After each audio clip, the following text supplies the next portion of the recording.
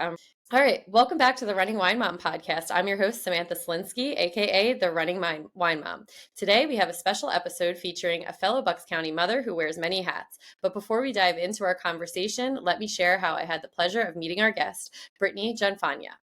I met Brittany at the Women of Influence luncheon, where she was honored as one of the award recipients, along with myself and 22 other remarkable women. Brittany is not only a recipient of the Women of Influence Award, but also a local therapist, author, and mom. Today, we'll discuss her upcoming book, Vinny Goes to Therapy, and explore her work as a therapist, where she offers support and explore her work as a therapist where she offers support and guidance to clients facing a range of challenges. But that's not all. We'll also touch upon her upcoming book signing event right here in Yardley, Pennsylvania. So whether you're sipping wine, going for a run, or just kicking back, get ready to be inspired as we uncork the insightful conversation with Brittany. Let's get started. Welcome, Brittany. Hi, thank you for having me. I'm very excited to have you. It was awesome when we did meet at the Women of Influence lunch. We were like trying to figure out where we were going, and then we both realized we were from the same area, and so that was, I think it was destined from the start. Definitely was meant to be. So to start each episode, we have our wine, and win of the week segment. This is where we share our favorite bottle of wine, vent about something that has been bothering us, and celebrate our recent victory. So grab a glass, take a deep breath, and let's get started. What is your wine, WINE, of the week? I actually have some. Oh, Right good. here. Cheers. Yeah. Cheers. Cheers to you. Rosé. Since the summer, that's really kicked off for me. Love a good rosé. And it Yeah, actually is yeah. like good weather for, like, I want to be in the red wine weather, but it's just not there Yeah, yet. no. I've gotten really into Matua, Okay. but I don't know labels of wine, so I'll tell my husband, look for the blue label, the one with the blue on it. I mean, listen, if he can figure it out by blue label rosé, like that's a winner, right? Exactly. So what is your WHINE of the week? Colds, coming home from school. My daughter's in kindergarten, battling one cold after the next. Kind of trying to figure out our new normal, you Yeah. know? The Yeah. uh the fall and winter time, I can only imagine. I saw like a reel going around where it's like getting out my fall decorations and it's just like people putting Tylenol on the windowsills. I've never related to anything more. Oh my goodness. So it's just like circulating through the house. And so, yeah, that's a little bit of a pain for Ugh, sure.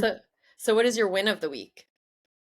I'm so excited. I have been looking forward to this since we met and you told me about it. Yes, Yeah, I'm so really looking forward excited to it. to have you on. Like I've said, I think on like all of my episodes with the local women, this is one of the best parts of it is just connecting with the locals, and just Yeah, like seeing how many amazing women we have and men in our community, which is like the best part of it all.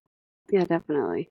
I always like to ask my guests, what is one struggle that you have overcome leading to where you are now, and what's one thing you're most proud of in life? I think my biggest struggle is myself, Hmm. getting out of my own way, recognizing that I am capable of making these shifts for myself and challenging myself and achieving things. Definitely wasn't believing in myself. I kept thinking, there's no way that I could do these things. There's absolutely no way. Or if I was doing it, there's no way this is going to be successful. So that myself was my biggest hurdle I had to get over. Yeah, and I think a lot of, especially women, have those struggles, and that's something that I, this year especially, I think has been like such a growth year for me to kind of get out of that imposter syndrome thing because, like even when I started the podcast, I was like, oh, this will be like weird, like no one will like this or no one will want to do this. And then like when I do meet people and they're like, oh my God, you have a podcast? Like that's so cool. And I'm like, I don't know, is it? Like, I don't, and you Yeah, kind of get into that. But the most important thing is like, no, like own it. That's what you got to do. And you're doing amazing things with therapy and writing. I'm excited to talk about your children's book and just so many wonderful things that I'm excited to get into. yeah, yeah. That I think that that's something that a lot of people can relate with as well. We are Yeah. our own worst enemies, and trying to become our best advocate is a hurdle in and of itself.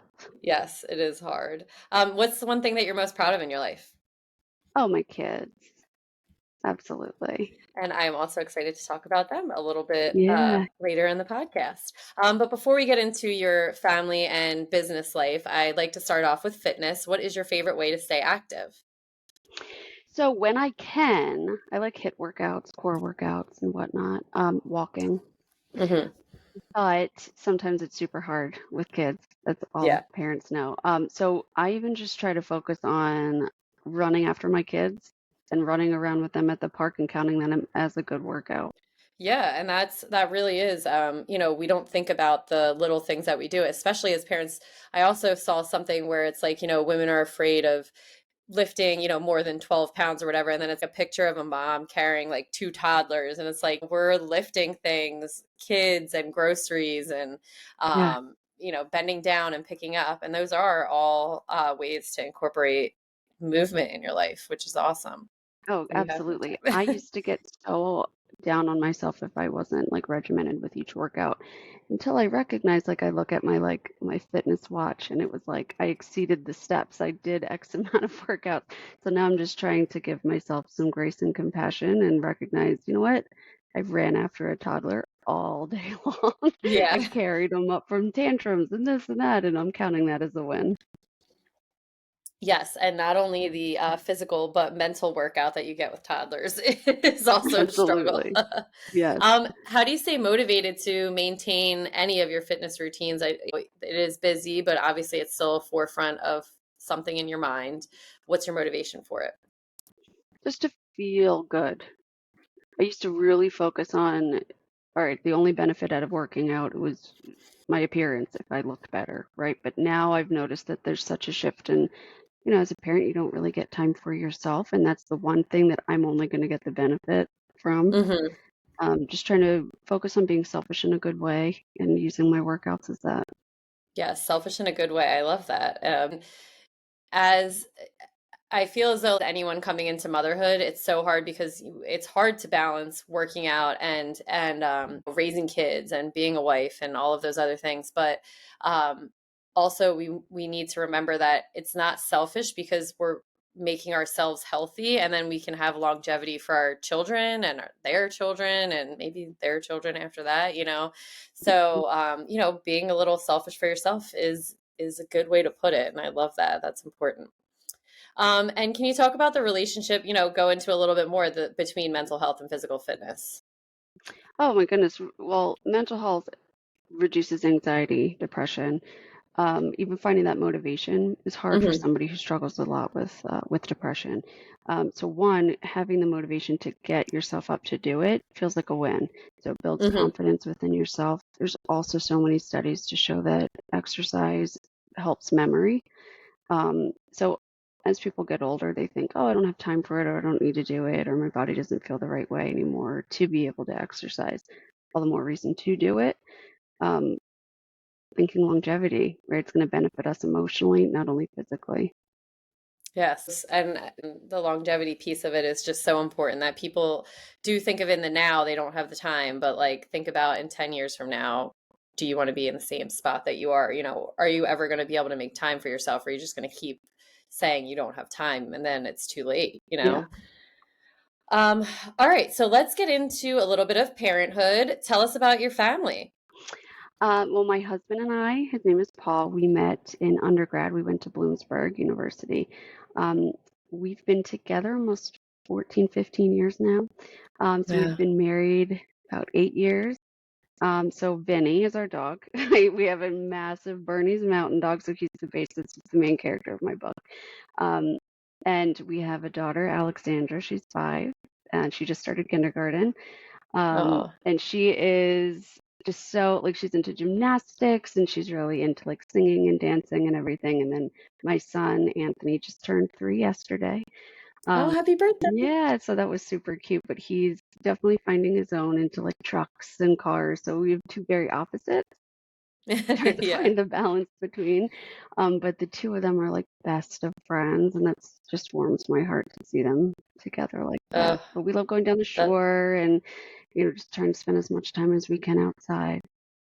Yes, and we are again very lucky that this has been an awesome fall to still be outside. I mean, Bucks County is, I think, the best place ever to be in the fall. There's so much Yeah, stuff to do, and just the beauty of it is like my favorite thing. We're the same way, constantly outside, yeah. But we're which is big football fans too, like Penn State football. So we uh, actually try to just watch the games outside, like just spending as much time oh, as we can, which is a lot of fun. that's So football awesome. season's our Yeah, favorite. that's awesome. What do you think you were least prepared for in parenthood? Uh, well, one, not sleeping. Um, but two, I would just my judgment on myself. I was so critical. I didn't think that I would be that way at all. I was so Yeah. hard on myself. Any decision, any choice, I just was so hard on anything that I was doing. I don't think anyone that I've interviewed has like specified it that way, but I think everybody's said it kind of in like maybe some form, but it's so true the way we are like just so hard on ourselves. And the one thing, that I kind of my husband and I talk about, we're like, but like, why are we hard on it? We can do whatever we want. We're adults. There's no like, we're not going to be arrested because like we didn't get our kid to bed at 7 p.m. Like, if it works for you, let it work. And it's just so interesting how we just are automatically so hard on ourselves with every decision. Like, we're saying, you think you're wrong or you're doing something incorrectly or, but yeah, that's definitely something that I feel like a lot of women can probably relate to. Yeah, oh, yeah. Oh, I still Um, feel like that sometimes. And then mom guilt yeah, kicks in, and I'm like, this is all part of it. It's okay. yes. Well, you're doing a great job if no one's told you. I'm telling you, you're doing a good You job. too. Thank you. Thank you. And what do you think that your parenting style is? I go through a mix of all of them. I feel like I'm not like, set in stone on one. I know that there's so many different, like authoritative and everything, but um, I don't know if it's the therapist in me, but I lead a lot with emotion. We talk about our emotions a lot. We talk about not only like what we did, but how we felt doing it. Also, huge component for they have to learn from their mistakes. So if I'm going to tell my kids two or three times not to jump off of something and they do it anyway, I'm like, you're going to learn far more by getting hurt than you are about me telling you not to do it. So I know that that kind of gets some pros and cons, and people have mixed emotions about it, but they end up learning, and then it builds confidence in themselves. And Yeah, I think that's also people are scared to let their kids make mistakes and but I that really truly is the best way like you said for them to learn and grow and like um and sometimes they might surprise you like because our fear like can outweigh what they can actually do where you're saying like no don't do this but then like all of a sudden they're doing all these things and it's helping them grow so I think that's something that's really important to do and then the emotional aspect of it, I think just like in general, people have a hard time talking to their kids and dealing with young children and their emotions. So that's going to be so beneficial for your kids as they get older to have a mom like that to, be able to have the tools to work through their emotions and yeah, understand it. I know. We laugh that we think like my daughter, she's 5 going on 15, because she's developed such a language for herself, and the narrative is just, how am I feeling? What are my emotions trying to tell me? And sometimes if I'm getting frustrated or stressed, she'll be like, Mom, breathing. You know, Oh, just making it okay to talk about these things. yeah, and some adults can't even do that. So the fact that your 5-year-old can is just like, I mean, that's Yeah, awesome. And hopefully, like she can help her friends with that too as she gets older, or adults, maybe her teacher. She just have to breathe, yeah, right, right, yeah. I would like a student, that would be nice if a student recognized that about me, like, hey, just breathe. Okay, you're right. Yes. Yeah. And what is one piece of advice that you would give other parents? Trust yourself, trust your gut, the decisions and choices that you're making that are best for yourself, your family. That's what you go off of. The unsolicited advice that people think that you need to have, you could throw it out the door. Especially when it comes to like nursing versus bottle feeding, out the door. Just doing what's best for yourself, because that's going to be your best bet. One, for your kids' health, but yours as well, your mental health too. Yeah. And that's with us like being so in the like early stages of motherhood Hmm. essentially. I teach the like, late the high school kids and I see them up there and I'm like, I could not even try to point out which kid was breastfed, which Right. kid like walked first, which kid slept through the night at a perfect age. Like it's something when you're in the thick of it that you don't also think of, oh yeah, everybody's just running around living their life and nobody really knows what happened in those first Yeah. like 5 years. My daughter, I think, is a really great example. She didn't walk till she was about 18 months. She scooted on her butt everywhere. And now she's in gymnastics. She plays softball. She's all over the place. She's cartwheels and Yeah. flips all over the place, and you would never know. So that, I think, looking back is like a big reminder for me, like I got to take a breath and just be okay with what it is. Yeah, I'm sure that was so stressful. And the comparison of seeing kids her age, Right. like I know I do that when I'm around. I'm like, wait, that kid can do this, or that kid can. Why isn't my child doing Yeah. this? Yeah. And they'll all get Exactly. there. Exactly. All right, let's shift our focus into your work as a therapist. You have created a comfortable and inviting practice that provides therapy through video conferencing, making it accessible to clients from the comfort of their own homes. Can you tell us a little bit more about your approach to therapy and the issues you work with your Yeah, clients on? absolutely being comfortable. I remember going to a therapist and I was driving and it was the rush hour after work and it was the commute and then you're going into an unfamiliar environment talking about extremely vulnerable situations and topics. So it amps up your anxiety. You're not yourself during the sessions. Some people really benefit from in person. I've seen so much growth and progress with my clients doing it from the comfort of their own home. Um, I love it. I think that it just makes us far more comfortable even speaking together. I think it's grown such a strong rapport too between us. I mean, we see each other in vulnerable states. I mean, sometimes like I'm in my pajamas, like my hair up, and we're just being human, talking about things. Um, Yeah, I work with, yeah, all genders. Majority right now is female. I work with college, and really it's the struggle of anxiety, self-worth, confidence, finding our own sense of self, especially as parents. As a mom, you're so focused on everybody else's lives and everyone else's needs. And the biggest thing I have that I hear from people is I don't know myself anymore.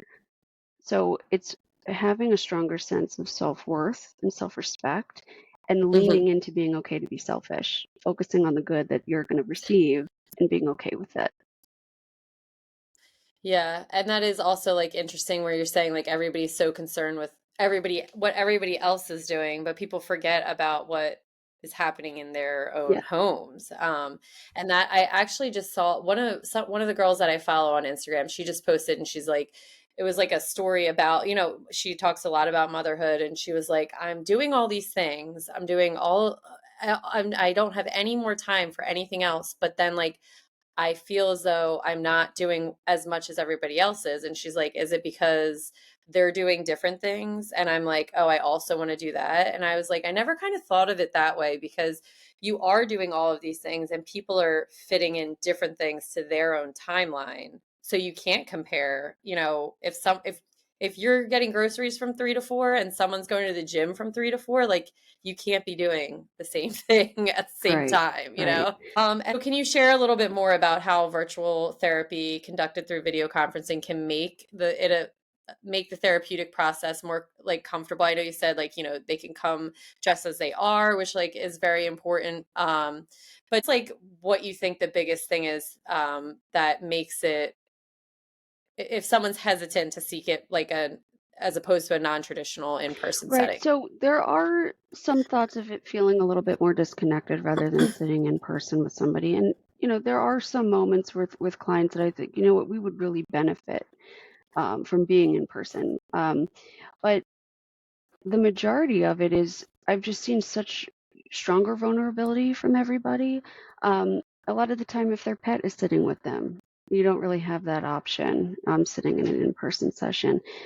Like just being in your home in and of itself. I've had some people log in at a coffee shop just because they just want to get out a little bit. And um, something Mhm. that I would love to incorporate is walking therapy. I've been seeing that a lot lately. And I think that just getting outside, getting fresh air, I have some of my clients seeing me like out on their deck if it's a nice day. Just being able to be comfortable as you are in your own element, in your own Yeah. environment.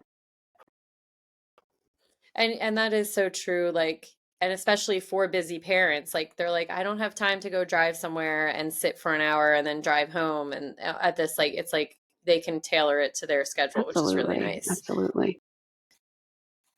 And then how do you tailor your therapeutic approach to address all of the concerns? Like, what strategies do you find most effective? Well, I know that this topic is kind of controversial with a lot of different therapists, but I think that in some situations, self-disclosing builds such a strong rapport and brings such a different type of connection with your clients, knowing that we're all human, and going to see a clinician can be very daunting, right? You're opening up, you're being very vulnerable, speaking about things in your life that could bring all sorts of emotions out to somebody that you have no idea anything about them.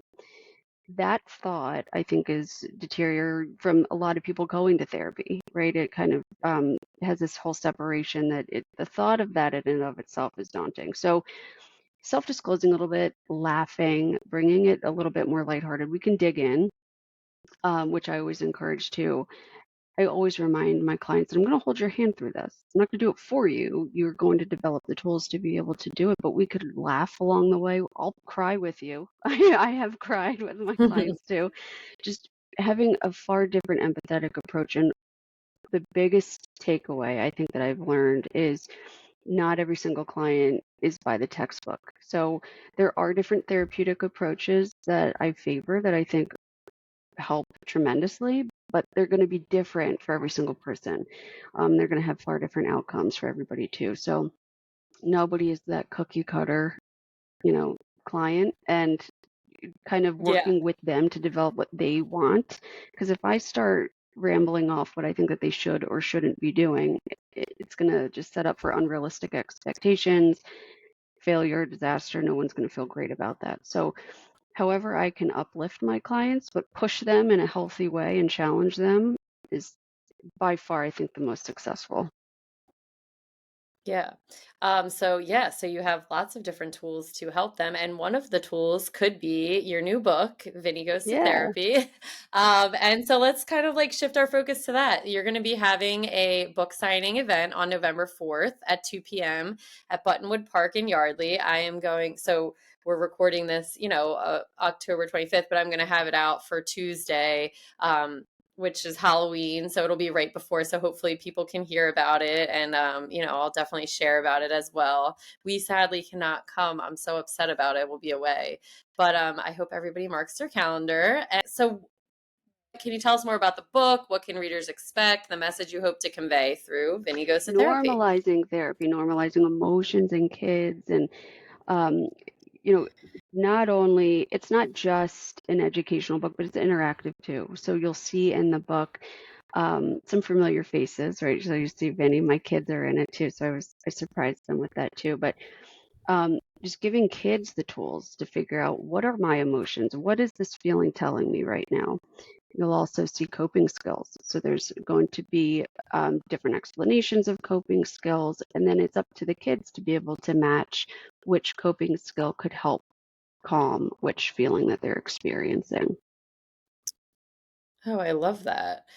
So what motivated you to write the book in a children I've always perspective wanted to do for it. I children? remember sitting at a residency in grad school, and we were talking about just so many different opportunities that can come from your master's degree in counseling. Um, and this was like the first thing that really popped up. But um, previously, I worked primarily with kids. I worked with kids in an office and in a school setting, and just learning that there's so many emotions that come in with kids, but the one common thing is that parents are always telling them what to do to feel better, right? Oh, calm down, or oh, do this, or, and I don't know about you, but my Italian self cannot hear calm down. That would make me more angry, right? So I've Yes. learned that with kids, like building that confidence to know that I know what's going to help me. And then once they're able to calm their emotions, they feel great about themselves. So it's confidence building, giving the kids the tools to not only be aware of, there's so many emotions, not just angry and happy. right? You're not in trouble for feeling what you're feeling. Sending the message that you're in control, you have every opportunity to be in control, and I can lean on a grown up if I do need some help. But ultimately, it's up to me. It's my choice. And that's something that I implement with my kids too. Like, you know how you're feeling, you tell me. I'm not going to tell you, you tell me. Yeah, and I feel as though we think that little kids can't regulate those emotions and they're learning through them, but if you give them the way to do it, and you're right, like as an adult and as an Italian as well, like I hate when people are like, "Oh no, you should yeah, do this. No, this is how you should feel," or whatever. And it's like, let me just feel my feelings and then move forward. So why would we not think that a child would want to feel the Yeah, same way? Um, and that's like, if you're in a scary situation or something and someone's telling you like, "Oh, you shouldn't be feeling scared," and that's like, imagine a child, like you shouldn't be saying certain things to them, like comfort them. And I think people do get a little bit like confused with the whole gentle parenting, and they think that because you're teaching emotions that your kids can do whatever they want, and like that's not it. You're just setting them up with the tools to be successful as a human being in general, with absolutely. learning how to deal with their Yeah, I've worked emotions. with so many kids that all they needed to do was just feel heard, or all they needed to do was just learn how to Hmm. even say what they're feeling, but their behavior gets in the way. And so they're quick to react Yeah. rather than quick to respond. And there's a big difference. And I try to teach that with the kids that I work with, even adults that I work with. Reacting is flipping a table, screaming, having a tantrum, but a response is really feeling what you're feeling, reacting to that response, whether it's okay to cry, it's okay to take a couple deep breaths, take a good walk away, but recollecting yourself. But the kids have to take responsibility for their behavior too. So that's also part of this too. That's awesome. And so, how did you approach the subject of emotional regulation and behavior modification in a way that's both educational and fun for kids? I know you said they have choices. Like, what are some of the ideas behind all of So that? it's bringing it back to the basics, right? So for adults, we could focus Hmm. on different breathing techniques and everything, but for a kid, it's very overwhelming.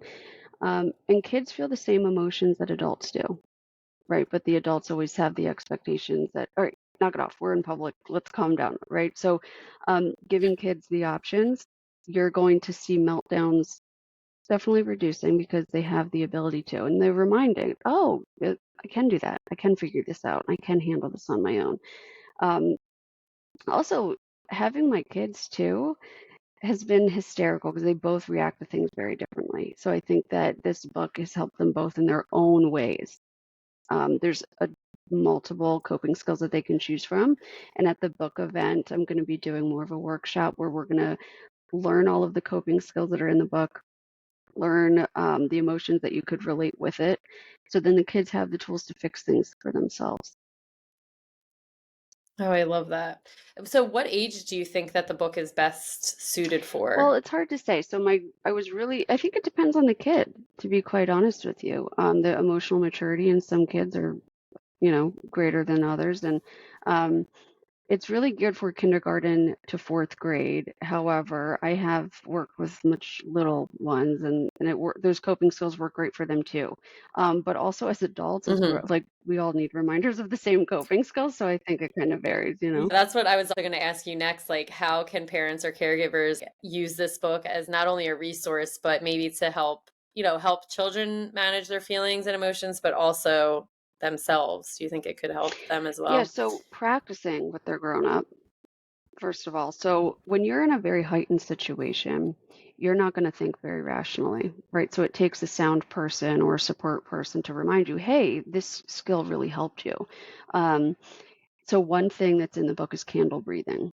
And that is a very good way for kids to concentrate on, I don't want to blow that candle out. I don't want to blow the flame out. So I have to really calm and control my breath.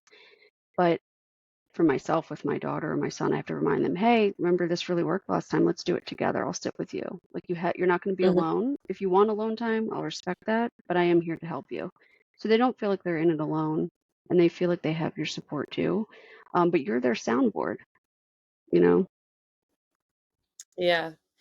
you have to really practice what you preach, essentially, even though, and I do feel as though so many people learn so many like deep rooted emotions about themselves when they have kids and about the way that they react to things and the way that they handle things. And I know that I have, as a parent, have done a lot of work on myself, just trying to be like, wait, why is this making me react this way? Hmm. And so something that probably is really helpful for a lot of parents to kind of be like, my kids need to learn this, so maybe I need to Oh learn this yeah, if as anyone well. was in Target recently and heard my son's tantrum, we both practiced this candle breathing. I was like, I need to breathe just like you need to breathe. So we sat there and just practiced. Yeah.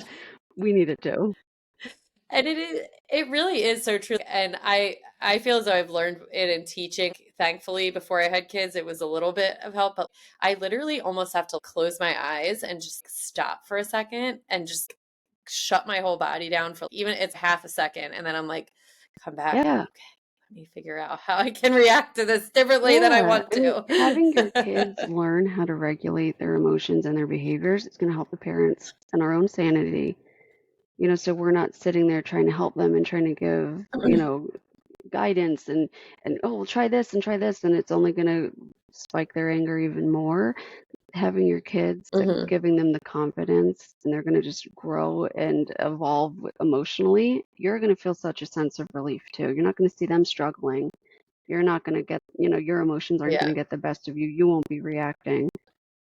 It's all around a win-win. Yeah. That's so important. And so for you writing the book, did you have like any personal touch besides the characters in it that influenced your approach to how you wrote the book about emotions? Like, did you have maybe when you were thinking about it back in grad school, did it totally change once you had kids or working with kids about how you thought that you wanted to kind of have it written Yeah, out? well, um I didn't have my dog yet, so the vision with Vinny Okay. came later, and then it just kind of like developed from then. And I used past experiences with coping skills that I knew worked with kids, not just my own kids, but um, clients of mine and the parents that I've worked with that have kids at home that we've been working on together. So I used more of like an evidence-based approach that I would use clinically anyway. Um, Working on and using what worked and what didn't, and kind of using like an elimination process. But again, like kind of like my parenting style, just leading with emotion, kind of not only just Yeah. expecting what kids want to, clinically what they need and their parents want to hear, but like, how are they going to feel reading this? Bringing a lot of the emotion into it Hmm. too. All right. I'll get into the okay. All right, so you answered so many things. I'm so excited to get your book, and I know so many people will benefit from it. Do you have any favorite additional resources or tips for for parents who want to support their children in developing emotional awareness and regulation I would skills? say reaching out to a therapist.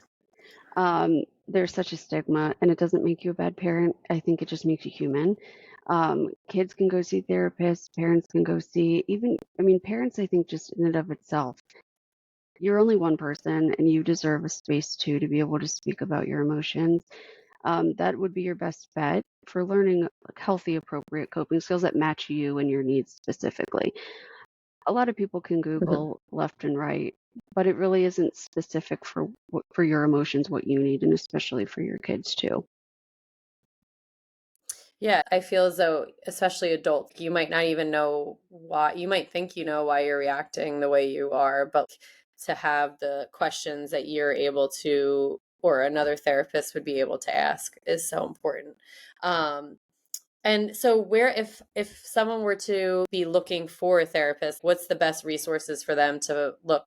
Is that a Google search, you think, Yeah, or so um, referrals as well, but also Psychology Today. I have my posting, my listing on there mhm, too, but that's a great resource. You can, type in by location, and if you want it more specific to telehealth counseling video or in person only, you could list it by insurance too. So that's almost like Google in and of itself for like a whole bunch of, and you could, have it very specific for what you want, gender based and everything like that too. That's a great resource. that's awesome. All right. Well, thank you so much for everything. That's going to bring us to the end of another episode of The Running Wine Mom. Again, I want to express my gratitude to you, Brittany. Thank you for sharing your insights, experiences, and inspiring journey behind your book, Vinny Goes to Therapy. Don't forget to mark your calendars for November 4th at 2 p.m. when Brittany will be hosting a book signing event at Buttonwood Park in Yardley. It's an opportunity to meet her in person and get your copy. As always, if you enjoyed this episode, please consider subscribing, leaving a review, and sharing it. You can also follow me on Instagram at the running wine mom _ and you can find Brittany on Instagram at BAF Therapy Services, and I will also link where you can purchase her book. Thank you, Thank Brittany, you for so coming much. It was so on. good to see you. Yes, and we need to cross paths more. All right, remember, you are strong, you are capable, and you are all amazing. Until next time, keep running, keep sipping, and keep embracing the joys of motherhood. Cheers, and I will be back next Tuesday.